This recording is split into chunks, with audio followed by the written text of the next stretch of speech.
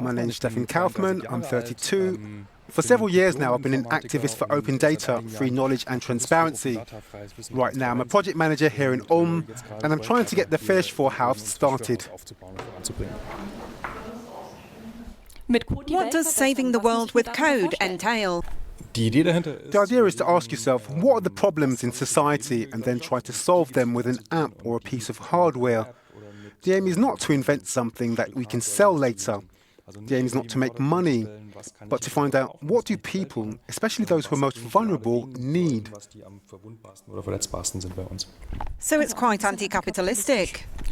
I would say emancipating. The Verge House goal is digitalisation for everyone. They offer workshops, beginner courses on open data and hands-on activities. Creativity goes beyond the computer screen and includes working with wood, metal, 3D printing and sewing. Many have the impression that the German election campaign is quite boring. Is that a good or a bad sign?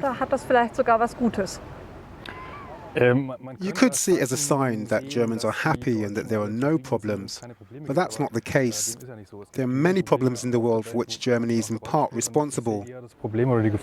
For me, this undriven election campaign, where no one has any visions for the future or is presenting any utopias that are worth defending or working for, can be quite dangerous.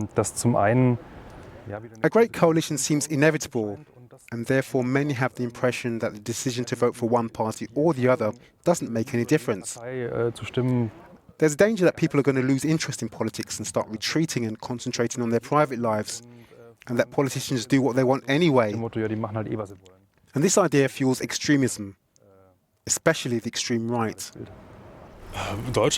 Germany and Baden-Württemberg are both very rich.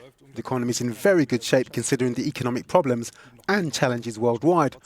But this is also a weakness. The well-being and the fact that it is going well leads to a certain inertia or apathy, and also to a reluctance when it comes to change, and a reluctance when it comes to the promotion of innovation, to ensure that all people are better off. Überhaupt irgendwas, Innovation voranzubringen, einfach damit es allen Leuten unterm Strich besser gehen kann. Where should money be spent? Which projects should be funded?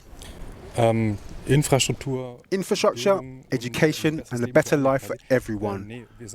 Germany lags behind with broadband deployment. It's quite incredible. We cannot continue exchanging data in the future through copper wires. Then when it comes to education, you always hear that the next generation is going to continue the prosperity. But on the other hand, the measures are not thought through and there is no will to really promote education. And last but not least, we don't need to let people drown on the outer borders of the EU. We have enough money to ensure that everyone who is in Germany or wants to come to Germany has a decent home, regardless of whether they were born here, in Germany or not. What are you expecting from the new government? I'd like to see a true commitment to transparency and a state that is open and that is not only posing as a security state, but protects its citizens no matter what. A state that says we're opening up and we're diminishing the differences in power and influence. A state that stands up for freedom of information, that enables all the people to participate and which promotes the local governments, so that they can improve broadband deployment and education. A less authoritative state and a more participative state. Yes, state participation. Then, if Angela Merkel were to come to Ulm, what would you show her?